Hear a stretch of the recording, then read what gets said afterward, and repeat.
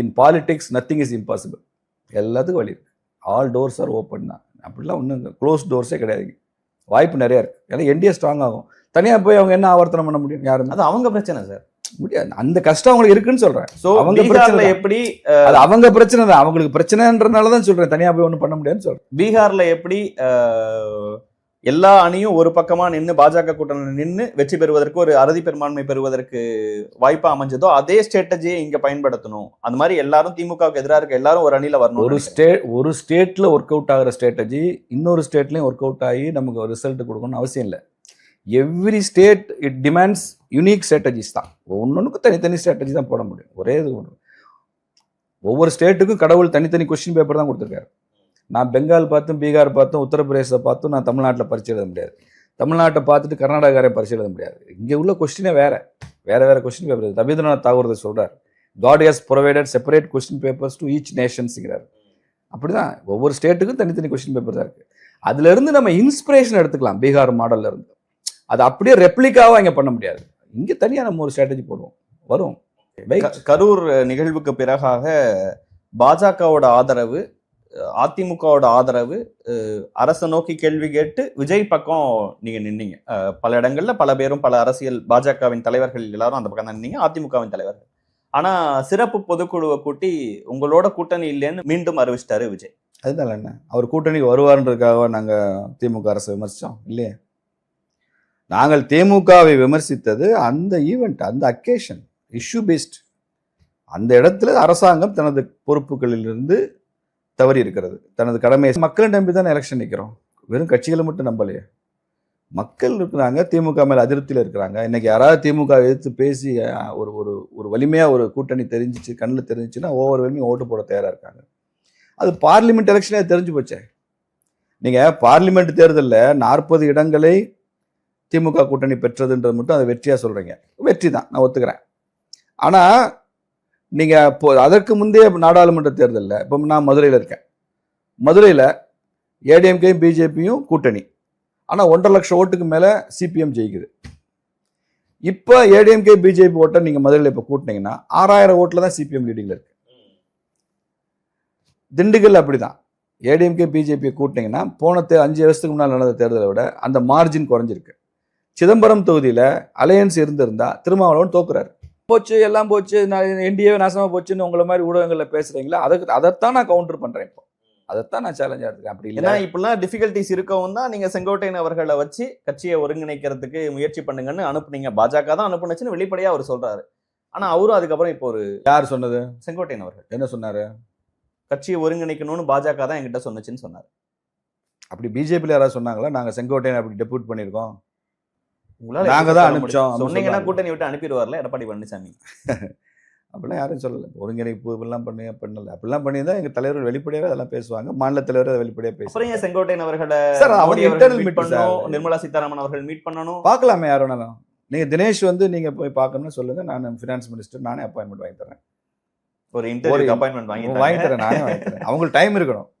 அவங்க நிச்சயமா உங்களை மறுக்கல மாட்டாங்க. நேரம் இல்லாதனால முடியலன்னு சொல்லுவாங்களே தவிர ஒரு மீடியா பர்சனை இல்ல ஒரு பாஜகவுக்கு அதிமுக ஒருங்கிணைக்கணுங்கிற ஒரு இன்டென்ஷன் இல்லையா? அதற்கான முயற்சிகளை எடுக்கவே இல்லையா? சார் அது எல்லாருக்கும் தெரிகிற ஒரு விஷயம் தானே. அதுல எந்த இன்டென்ஷனையும் நம்ம செய்யலேன்னு சொல்றது சரியா? செங்கோட்டையன் பாஜகவுக்கு அதிமுக எடப்பாடி பழனிசாமி அவர்கள் நன்றி செலுத்தல. அவங்க கட்சியை மறுபடியும் கஷ்டப்பட்ட போது இணைத்து கொண்டு போனவங்களுக்கு கூட்டணியில இல்லாம வெளியே வந்துட்டாரு, துரோகத்தின் உருவம்ங்கிறாரு.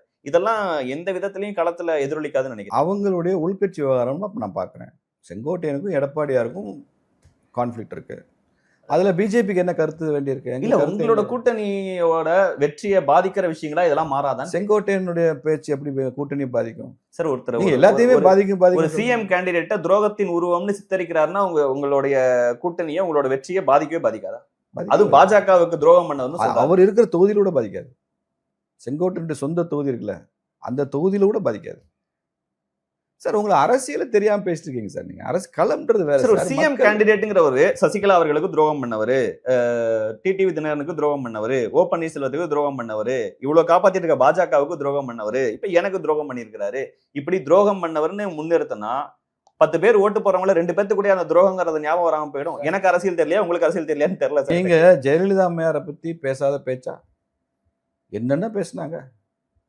திரும்பி பேசினவங்கள உள்ள வந்து யார் பேசினா? நாவலர் நெடுஞ்செழியன் பேசினாரு, எஸ்டி சோமசுந்தரம் பேசினாரு, ஜெயலலிதா அம்மையார் கூட இருந்துட்டு அதுக்கப்புறம் இன்னைக்கு திமுக போன லிஸ்ட் வந்து பெரிய லிஸ்டா இருக்கு. பெரிய பெரிய அமைச்சர்கள் இருக்காங்க. திருநாவுக்கரசு வெளியே இருக்கிறவங்க எல்லாரும் கட்சி அவங்க எல்லாம் வெற்றி பெறணும் அப்படின்னு அப்படி பேசினாங்க. பேச திருநாவுக்கரசு ஜெயலலிதா அம்மா கட்சியில தான் இருந்தாரு, வெளில போனாரு. KKSR ஜெயலலிதா அந்த எம்எல்ஏக்களை வச்சு ஆட்சி அமைக்கிறதுல விருதுநகர்ல KKSRக்கு ஒரு பெரிய ரோல் இருந்தது. அவங்க எல்லாம் கூட்டிட்டு போய் அவர்தான் ஃபர்ஸ்ட் ஆமா பண்ணாரு.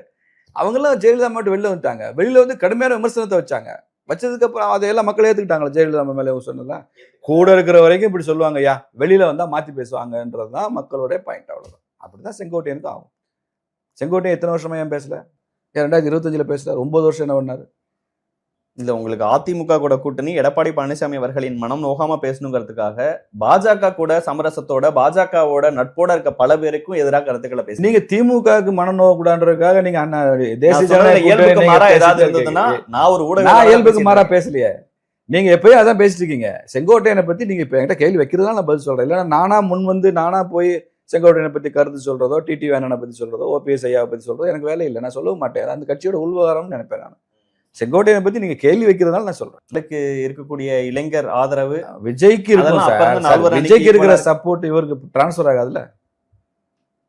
அது எப்படி இவங்களுக்கு டிரான்ஸ்பர் ஆகும்? ஏதோ ஒரு வகையில கைட் பண்ற இடத்துல இவங்க போய் பாருங்க, விஜய் எத்தனை சீட்டு கொடுக்குறாரு, எந்தெந்த சீட்டு கொடுக்குறாரு, எங்க நிக்கிறீங்க என்னன்னு அவங்க தான் முடிவு பண்ணணும். நமக்கு எனக்கு ஒன்றும் அப்ஜெக்ஷன் இல்லை. விஜய் என்ன தாக்கத்தை ஏற்படுத்துவார்னு நினைக்கிறீங்க? பெருசா இருக்காது. எல்லா சீட்லயும் தோத்துருவார். அவரே தோப்பார். எந்த தொழில்னா தோத்துருவார். ஆனா ஓட்டு கணிசமா வாங்கி தோப்பார். என்ன டேர்ம்ஸ்ல சார் சொல்றீங்க அவரே தோப்பாரு? ஆமா சார், தெரிஞ்ச அரசியல சொல்றேன். உங்களுக்கு தெரியாத செய்தியா சொல்றேன், எனக்கு தெரிஞ்ச செய்தியா சொல்றேன். தோப்பாரு. என்ன இருக்கு? உங்க ஊர்ல வந்து மாநாடு போட்டு சினிமாவில இருந்து வந்து மதுரை விஜய், திருப்பரங்குன்றம் விஜய், எல்லா இடமும் நானே கேண்டிடேட் நினைச்சு ஒர்க் பண்ணுங்கன்னு சொன்னாரு சார் அவரு. தலைவரே, கூட்டம் வேற ஓட்டு வேற. ஆந்திராவில் சிரஞ்சீவி கூடாத கூட்டமா விஜய்க்கு வந்திருக்கு. நான் வேணா சிரஞ்சீவியோட வீடியோ கிளிப்பிங்ஸ் அனுப்புறேன். விஜயோட வீடியோ கிளிப்பிங்ஸ் உங்ககிட்டே இருக்கு. ரெண்டையும் கம்பேர் பண்ணி பாருங்க. ஆந்திராவில் இல்ல சிரஞ்சீவி லைக் காட். ஸோ உங்க கூட்டணியில வந்தா அவரு பெரிய ஆதரவு அப்படி சொல்லி அவருக்கு என்ன ஆதரவு இருக்கோ அந்த ஆதரவு திமுகவுக்கு எதிராக வரும்னு சொல்றோம். அவ்வளவுதான். அந்த அளவுக்கு நாங்க அவரை சப்போர்ட் பண்ணுவோம். சோ விஜய் அவர்கள் ஒரு பக்கம் தனியா வந்து அவரை முதலமைச்சர்னு சொல்லிடுமா? விஜய சொல்ல மாட்டீங்களா? பண்ண மாட்டோம். எடப்பாடி பழனிசாமி என்ன நடந்தாலும் எடப்பாடி தான், ADMK தான் CM. அவ்வளவுதான். டெபுட்டி CM அது அப்புறம் இனிமே தான் அமித்ஷா தான் பேசணும். நாங்க அதை சொல்ற அதிகாரம் எனக்கு இல்லை. அமித்ஷா சொல்லியிருக்கிறாரு, NDA ஜெயிச்சா ADMKல எடப்பாடி தான் CM சொன்னதுனால நான் சொல்றேன். அவர் டெப்டி CM விஜய் கட்சி தான் சொன்னா நான் அதை ஒத்துக்குவேன். அதை பேசுற அதிகாரம் எனக்கு இல்லைல்ல. ஒரு பக்கம் NDA கூட்டணி, இன்னொரு பக்கம் நாம் தமிழர் ஒரு பக்கம் இருக்கு, தாவேகா ஒரு பக்கம் ஓட்ட பிரிக்கிறாங்கன்னா அது DMK வெற்றிக்கு சாதகமா அமையும். நிச்சயமா இல்லையா? விஜய் 4 அணிகளாக போட்டியிருந்தாலும் 4 அணிகளை போட்டிட்டாலுமே sir, with Vijay NDA will win, NDA will sweep. Even without Vijay NDA will win. அவ்வளவுதான். நல்ல மறுபடியும் சூப்பரா இருந்தது. மறுபடியும் விஷயம் சொல்றதுக்கு ஏதாவது மறுபடியும் சொல்லவா? சொல்லுங்க. NDAக்கு விஜய் வந்தா with Vijay NDA will sweep. அவர் வரவில்லை என்றால் without Vijay NDA will win. எதன் அடிப்படையில சொல்றீங்க? அவ்வளவுதான். ஓட்டு அவங்களுக்கு ஒரு 10-12% அவங்களுக்கு ஓட்டு வரும். அந்த ஓட்டு இங்க வரும்போது பெரிய லாபம். திமுக இன்னும் பலவீனப்படும். அது வரலைன்னா அந்த 10-12% எடுத்து எல்லா இடத்துலயும் ஓரளவு சொல்லிக்கிற மாதிரி ஓட்டு வாங்கிட்டு எல்லா தொழிலும் தோத்து போயிடுவாங்க. அவ்வளவு. அடுத்த எலெக்ஷனுக்கு அந்த கட்சி இருக்கு. விஜய் வந்தா NDA எவ்வளவு சீட்டுகள் அப்ராக்சிமேட்டா ஜெயிக்கும்? ஸ்வீப் ஆகும். 200க்கு மேல ஜெயிக்கும். வின்னுங்கிறது விஜய் வரல, வின்னுனா ஒரு 150-160 சீட்டு ஜெயிக்கும் NDA. ஓகே, கம்ஃபர்டபுளா ஜெயிப்போம். ஓகே. இப்போ இந்த தடவை பாஜக எத்தனை சீட்டுகள் வாங்குவதற்காக முயற்சி பண்ணீங்க? இரட்டை இலக்கத்துல MLAக்கள் உள்ள போவோன்ட்டு நயினா நாகேந்திரன் அவர்கள் சொல்றாங்க. அந்த இடத்துக்கு இன்னும் வரல. சீட் ஷேரிங், எத்தனை நம்பர் ஆஃப் சீட்ஸ், எந்தெந்த தொகுதி ஐடென்டிஃபை பண்றது, கேண்டிடேட்ஸ் ஐடென்டிஃபை பண்றது, அது எல்லாமே ஜனவரியில தான் நடக்கும். ஓகே.